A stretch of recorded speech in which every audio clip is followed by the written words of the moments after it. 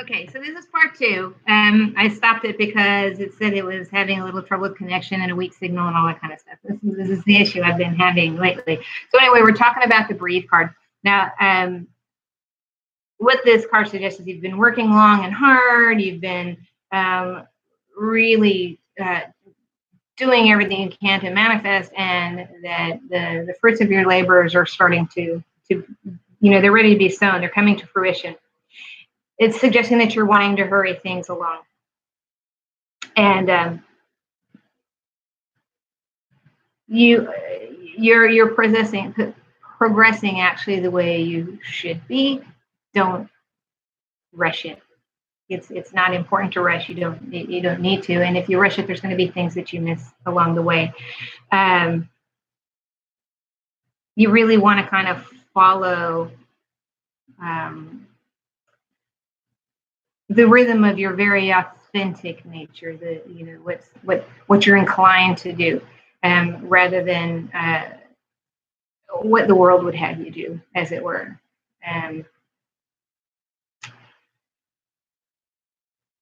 You're going to win, and you're going to get everything on if you just kind of relax.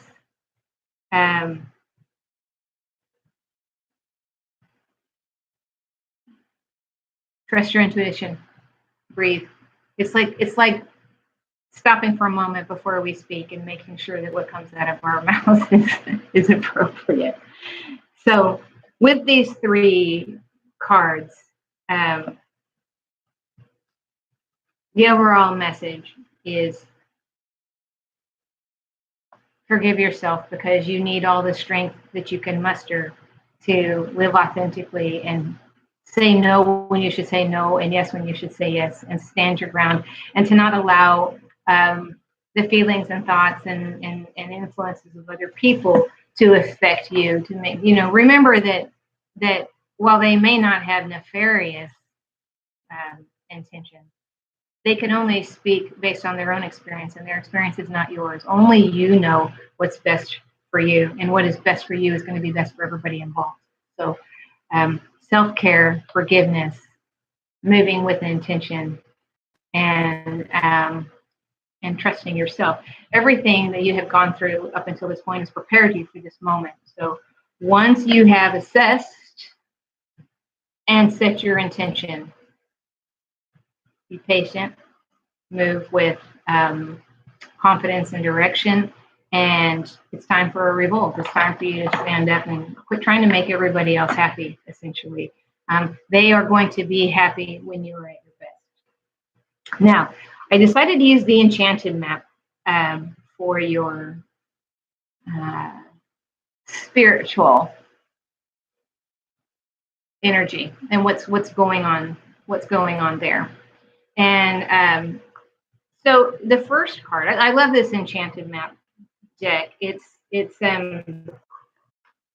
really all about finding your way and moving forward and that sort of thing. And the first card you got Spirit of Place. And Spirit of Place is all about how authenticity is the essence of power. So this is really wants you to be your most authentic self. And if there's ever any question about what you should do, you can ask that question to yourself.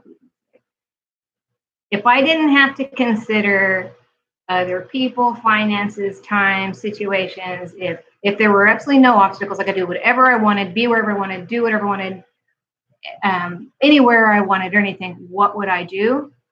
And that's what it wants you to ask yourself. That's what should determine the way you answer those questions is going to tell you what you should be doing, because what you want, what you need is within you, and you have the answers. You know you do.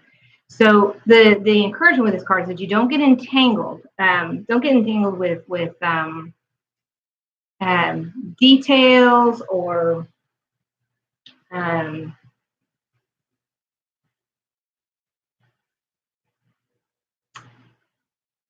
wishes, I guess is a good word, that kind of obscure the truth of the situation that you're in. And it's interesting to me too, because this is, because this is talking about you being, being very honest with yourself and others, but mostly yourself. And your very first card was all about seeing things from all sides and then from an eagle's eye view, an eagle's eyes point of view. So you want to tell yourself the truth first.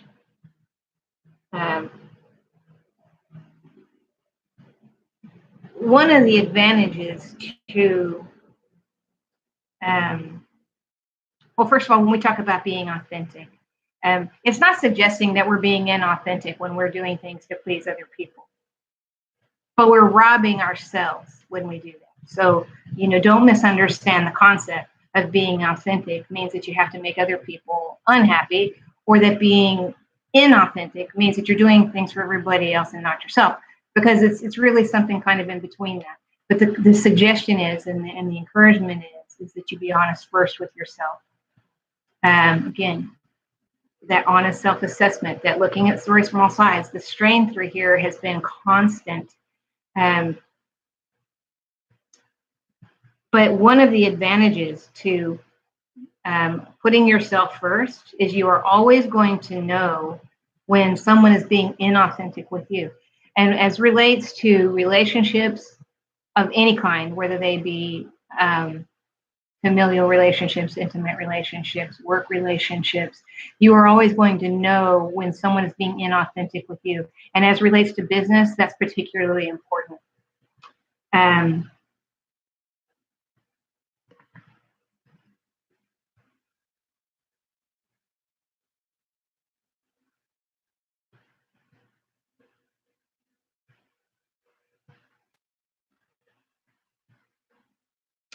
Your situation is going to be revealed to you.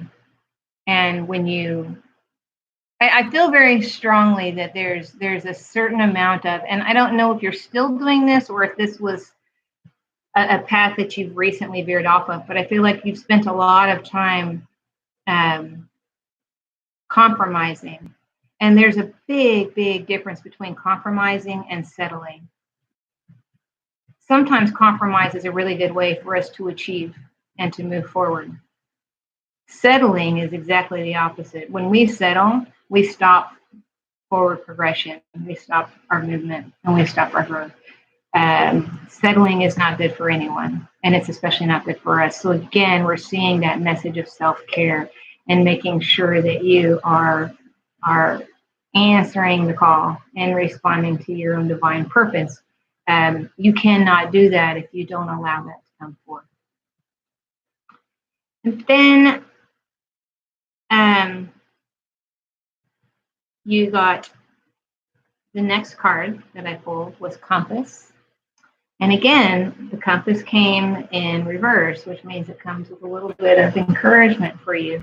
But this is, as long as you always point your compass to true north, you will never lose your way. You can look to the left and the right and up and down and all around and see what's going on. But as long as you keep your compass at true north, which is your genuine goals, desires, wishes, and dreams, your life of authenticity, you won't lose your path. You won't be distracted by things that can veer you off course. And things that can veer us off course are things like friends and family members wanting us, encouraging us to do something else because they don't understand our vision, or our own reticence in thinking maybe we're thinking incorrectly about this, or maybe we're overestimating or underestimating. Maybe we're dreaming too big or not dreaming big enough. And I tell everybody, dream bigly. Dream bigly. Everybody, I say dream big, but dream bigger. So dream bigly. So those are the kinds of obstacles that I'm seeing. There's people and things that are tugging you from each side, and because they seem to keep coming, you kind of start second guessing what you're doing, and which brings us again back to that first two cards, the Eagle and the Mystical Shaman. When you are looking at things from all sides, you're keeping your compass pointed true north. I hope that makes sense. There's very often we'll be headed towards something and we'll see it, and we keep moving toward it, and we keep moving toward it, and then all of a sudden you look down at your compass and you realize you're a couple of degrees off. Well, if you were on a ship and you're a couple of degrees off, you're going to end up in the wrong country. You're going to end up in the wrong place. You're not even going to know where you are. You're going to be someplace else on the planet. So when the compass comes in reverse, the question is what is your higher power right now? Because whatever you constantly focus on is going to be your higher power. It's what's going to become your higher power.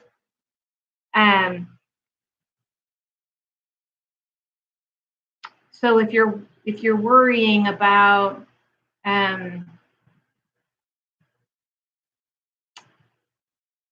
for example, your career, and are you headed in that right direction, then that's going to become your higher power, and it's going to kind of push some of those other things a little bit lower on the totem pole, and that's okay if that's what's most important at the moment.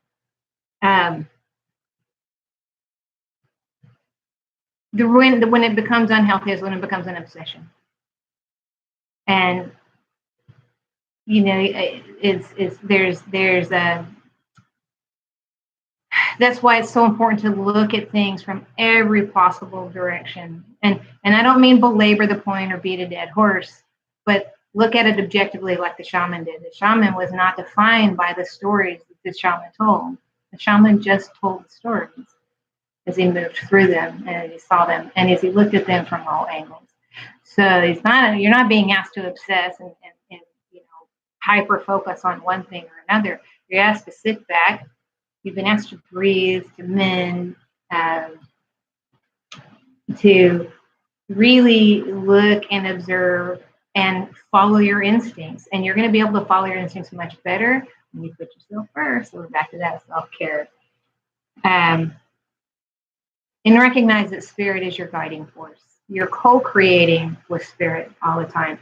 And when we don't allow ourselves to listen to the little bastard sitting on our shoulder or to the people in the world around us that are telling us this and telling us that, and based on their own understanding and not yours, then you're not going to get knocked off course, and you will end up, on the journey that's most beneficial and edifying for you. And in that place of peace and knowing that we are living and working towards our higher purpose, which is a really beautiful thing to have happen. Remember that it's okay to shift your compass. In fact, you should shift your compass. So, and then your last card was Sacred Pool, and it's not in reverse. You got it. You got a Sacred Pool right side up. And the message with this one is that the world is a reflection of your thoughts, feelings, and beliefs. Embody the love you wish to see in the world.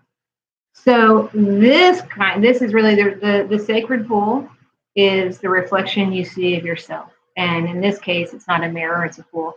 And recognize that what you see is what ripples. And we know the ripple effect and how it goes. So what we put out is what comes back to us. But everything that we do affects everything around us. And the message with this card is very, very clear, and that's to love yourself. So again, we're back to that authenticity and trusting yourself and trusting spirit and including spirit in the choices that you make. And not being afraid to make shifts where shifts are necessary. That's also a very big part of the mending card, the forgiveness card.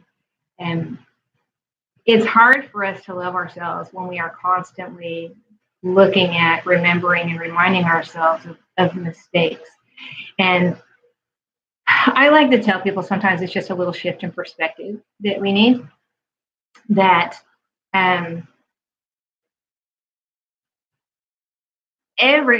we forgive those around us when they make a little error, and we come up with all kinds of reasons as to why it's okay for them to do that. But then on ourselves, we say, I should have known better, or I just wasn't, I don't know. There's a big difference in owning up and being accountable and blaming yourself.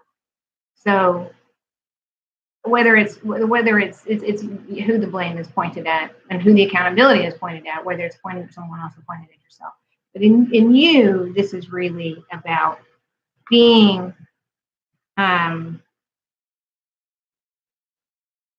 able to see the divine in you and recognize the love of spirit in you. And not only seeing, but appreciating and loving who you are and your gifts and what you have to offer those in your tribe. And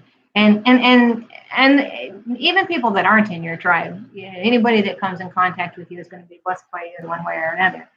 And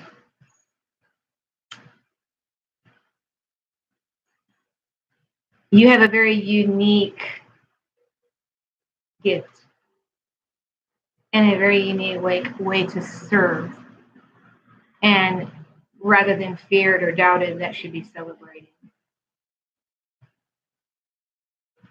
And I think that is kind of the culmination of all these parts together, is being able to celebrate who you are and live authentically in that space without apology, without guilt, without doubt, to trust that who you are is worthy of the gifts that you possess. And, you know, you can't abuse your power.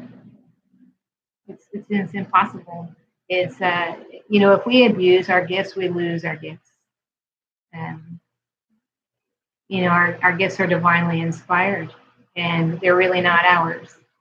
So as we look at all of these cards together, they all point to the same thing.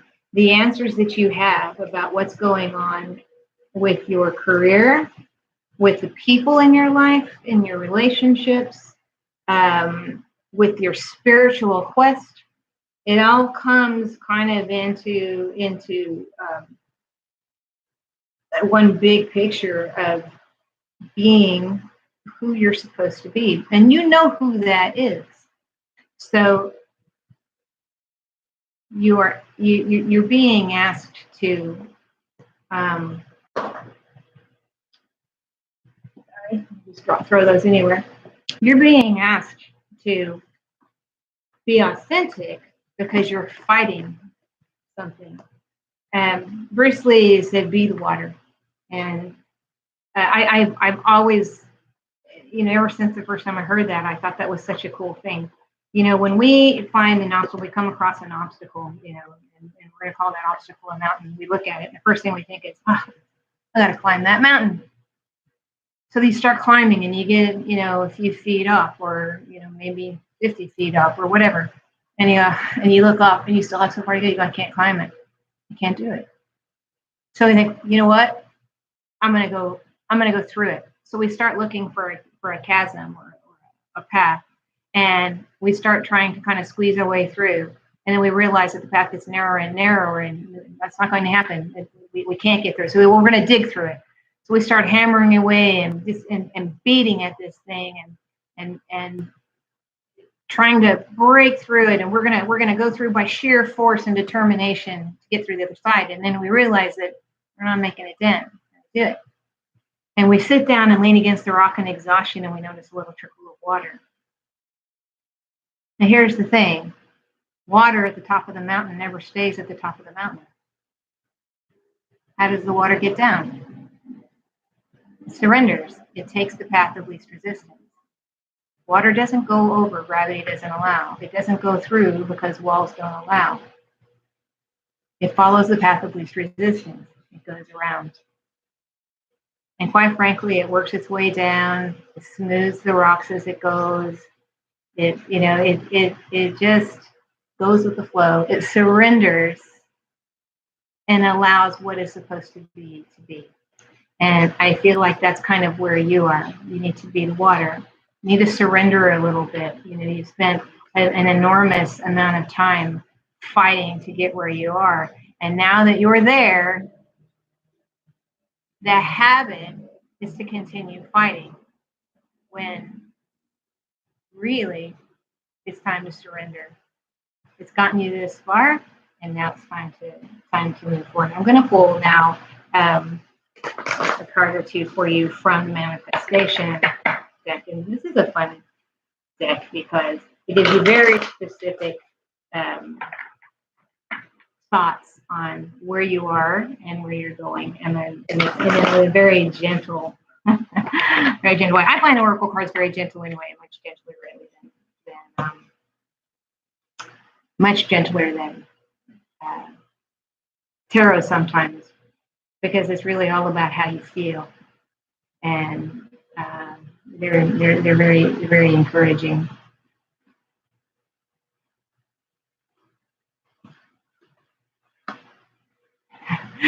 So, a new dawn. The worst is behind you. There are new and positive experiences on the horizon. There's your affirmation that you are on the right track, and that all your hard work is paying off. The question is, how is it paid off?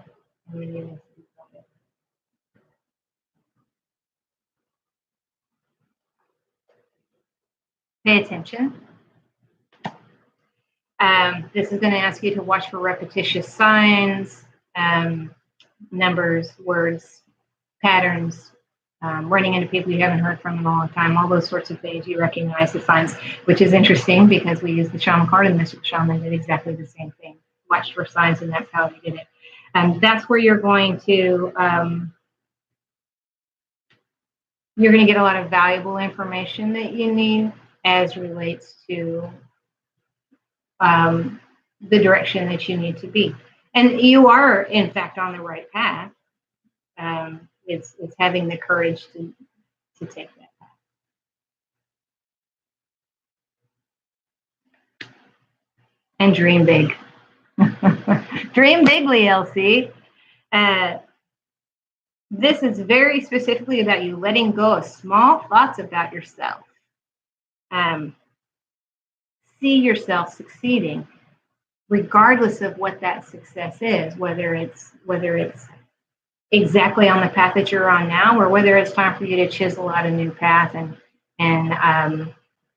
take a road less traveled, surrender a little bit and move forward, reassessing. And remember that part of your message was asking you to look to see if the goals that you've been working towards for a very long time are still worthy of you, or have you moved past those? And are you holding on to things that maybe achieving those goals wasn't really what Spirit had in mind for you? Maybe it was what you were going to learn on that journey, and it's time for your journey to take a little detour and see, take the scenic route. I think I love these 3 cards. When we look at them all together, new dawn, which is new things coming, positive new experiences, and new experiences suggest that there is going to be a little bit of shift in your direction. So the new dawn, the shift in your direction, paying attention, eagle eye, looking at things from the eagle's point of view, and then dreaming big. All limits are self-imposed. And regardless of whether those limits are set because other people are telling us what to do, or because we're being distracted by things on our journey or whatever, they're still self-imposed because we allow those things to happen. So the overall message here is that nothing is wasted. I want to remind you again, it's very important that you forgive yourself. And I feel like you don't necessarily need to forgive yourself for some egregious thing, but because I feel like you're going to be questioning whether or not you've done what you were supposed to do, or if you should have been doing something else. And the answer is no. You are exactly where you were supposed to be at this moment, and Spirit has been with you all along. But it is time for you to move forward in a very confident and assured way. So don't doubt what's brought you here. Be grateful for those lessons and those things, and be ready for some big changes. The The new experiences card, by the way, and really the dream big card where you're asked to see yourself succeeding, also speaks to the to our other card, to the I want to show it to you, to the compass card, and keeping your compass pointed through true north. That card is telling you that suggestion is that you've been exactly where you're supposed to be. Hold on to those lessons, but let go of the outcome of that expectation of how things were going to work out, because Spirit has things much bigger in store for you and much bigger plans. And the Dream Big card suggests that it's going to be even bigger and better than you expected. So you can choose to stay where you are and things will be okay. But there's a big difference between fine and fabulous, and Spirit wants fabulous for you. And you have earned it. So that being said, I want to pull one more little card for you from the Kuan Yin Oracle. And Kuan Yin is the Eastern version, I guess, of Mother Mary. And she is all loving, all compassion, and wants nothing more for us than joy, beauty, edification. And these cards are just special little messages from you. And whenever we use these cards, we ask the Mother Kuan Yin, bless us, and we ask for grace, clarity, and compassion. And we ask her what she would like for us to know. So we're going to see what Kuan Yin has for you. And this just has a little message that I'm just going to read to you. These cards are so beautiful, and I'll show you the card. Unbelievable. Unbelievable. Okay. I have to tell you, I pulled a card for Holly this morning, for our friend Holly. And then I read it to her, and it was so fitting for her. It was just really just a beautiful card. So a few minutes later, I pulled a card again. Now, you saw how I pulled those cards. I just reached in and took. I did it again, pulled one for myself, because we were having a very spiritually motivated talk, and I just felt very moved. I got the same card, and you are not going to believe it, but you got the same one. This is the Radiant Moon of Compassion, and I'm going to read it to you. Kuan Yin sits upon a radiant moon of compassion, pouring forth the spiritual strength needed for you to liberate yourself from lower vibrational energies of fear and judgment, and shift into the vibration of freedom, love, and peace, where you naturally belong. You are being urged to use this power to grow spiritually and free yourself from a situation that otherwise would dim your bright spirit. I have never pulled one card 3 times in a row. I'm flabbergasted. It actually brings tears to my eyes a little bit that the 3 of us all got this card, and we all got it on the same day. I'm stunned. I'm sure there's a message there, but I hope this has resonated with you. Of course, if you have any questions, please reach out. I'm happy to expound on those. You know, we are always open for discussion, because sometimes these things raise more questions. You know, but Kuan Yin loves us. So dream bigly. Love you, and I will talk to you very, very soon.